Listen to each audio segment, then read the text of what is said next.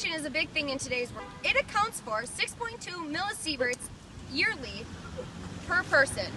There are two types of radiation: natural, which accumulates 3 millisieverts per year, and medical or artificial, which is 3.2. That is why I am at St. Cloud Hospital, which in my mind is the best hospital around for reducing that radiation exposure.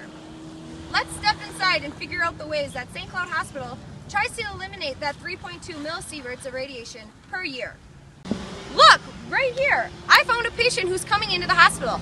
I bet he knows some things about radiation protection and can explain to us why he comes here to this hospital. Let's head on side.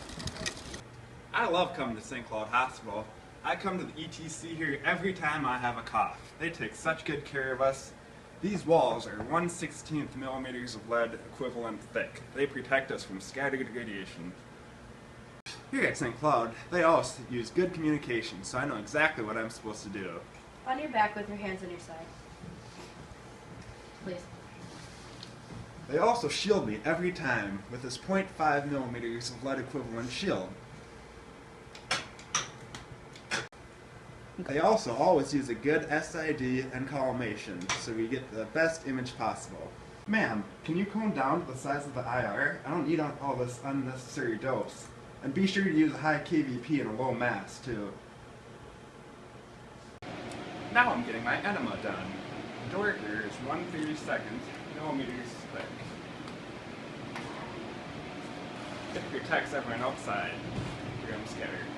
Now that the tip's inserted, we're going to pull this camera over.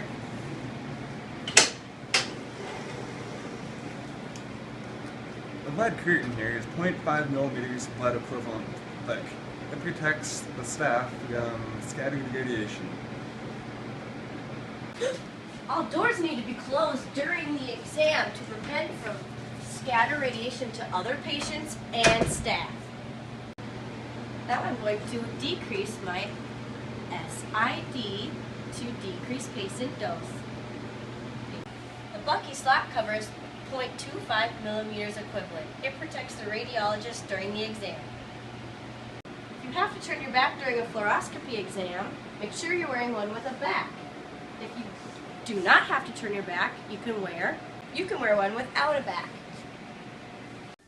Now that we've talked to a patient at St. Cloud Hospital to see how the hospital reduces patient dose, let's take it to Dr. Lenz to see how they reduce occupational dose. Hello, this is Dr. Lenz here again. Here to tell you why St. Cloud Hospital is a great place to come and work, because we take radiation safety very seriously. Our workers never even reach the occupational dose limit of 50 millisieverts a year because of the protection that we take. Here we have our technologist. She is wearing a lead apron that is 0.5 millimeters of lead equivalent to protect her from scatter radiation. Not primary radiation, scatter radiation. She has the lead glasses that are 0.35 millimeters lead equivalent to, again, protect her from scatter radiation, to protect those lenses of the eyes, because you don't want to get cataracts later in your life. Our technologists also make sure to wear a thyroid shield during every exam. It is 0.5 millimeters of lead to protect their thyroid. And we also make sure that everyone has a radiation safety badge administered to them. You need to wear it at the collar level and to make sure it is outside the lead apron. It does no good to be inside the lead apron. Another one of the cardinal rules for X-ray radiation protection is distance. It is recommended that X-ray techs are at least 6 feet away from the source when doing a portable exam. Also, you can use the inverse square law. If you increase your distance by double, your X-ray exposure is 4 times less. So we make sure to employ that in our practice. During fluoroscopy exams, time is our third cardinal rule. The time is directly proportional to the radiation exposure that you receive. So we try to limit that as much as possible. Here at St. Cloud Hospital, we take the necessary precautions to protect our workers. These walls have 1.6 millimeters of lead equivalent, extend at least 7 feet tall, and these windows are at 1.5 millimeters of lead equivalent, and they're clear so the tech can still see the patient to make sure we don't have to repeat images. This wall has a workload of 1 because technologists work on this side of the wall. because the use of CT has become so essential to diagnosing pathologic conditions these days, our dose to medical has increased 3 to 4 times. So as you can see, that is why our values have gone up. Now that we've talked to Kyle and Dr. Lenz about how reducing hospital dose and occupational dose, let's take it to a healthy individual who does not come to the hospital for medical doses. Here is Trisha. Hi, I'm Trisha, and even though I'm a healthy individual, I still have to protect myself from natural radiation, so I don't have to go to the hospital. I need my sunscreen. This will block the UV rays. It's important to know that sunscreen is just a filter and should not be used to prolong your time in the sun. I also need my sunglasses. Polarized sunglasses block out UV rays. UV rays can cause short-term and long-term damage, which can cause cataracts. And because of my high altitude, I'm also getting more dose from the sun. I should be down there. Good thing I'm not close to the equator, because down there, they get more radiation. The atmosphere also protects us from UV rays, which can be damaging to our skin. Now I have lessened my dose in the sun, so now I will not be near 3 millisieverts from natural and background radiation.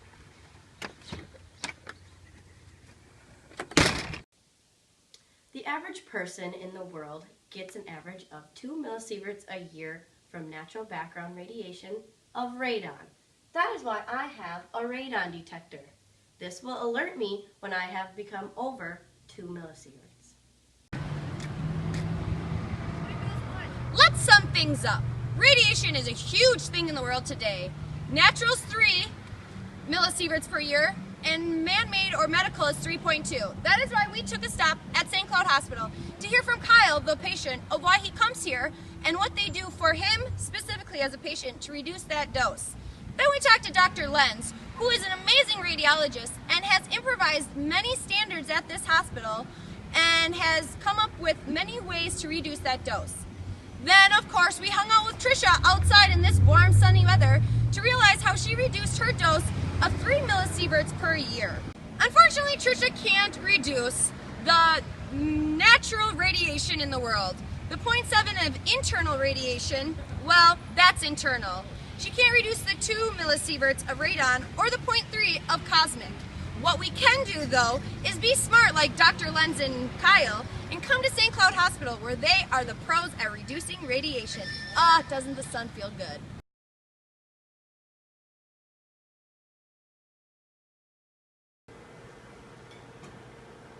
I forgot what I was going to say. It's medical. Now that we've talked to a patient at St. Cloud Hospital to see how he likes... You can wear one without a back. Stop. Hello.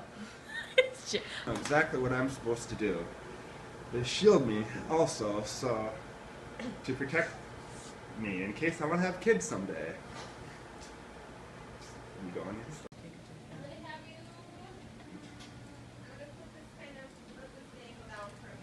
Corey Mazingo at work. Here we are at St. Cloud Hospital, where we have students. This is Julian Jacobson, and he is going to tell us what one thing he does to reduce patient dose. Julian, what would that be? One thing that I like to do with reducing patient dose... I'm sorry. One thing I like to do with reducing patient dose is collimating, so there isn't like 4 inches of light outside the patient's lateral body tissue mass. So it, just kind of collimate in so there's just a little bit, like an inch, half an inch. See, if the first years can do it, so can you. Thank you, Julian.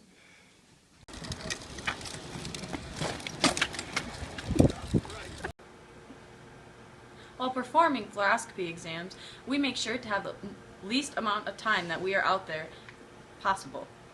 The time... Shit, can we not do time? Hold on. Bring it down. Oh. Okay. No. She also can't reduce her cosmic or her... Matt Lee, everyone! Do you have the paper in it? No, I don't. Oh gosh. Categories. 1 is natural, and it accumulates. You got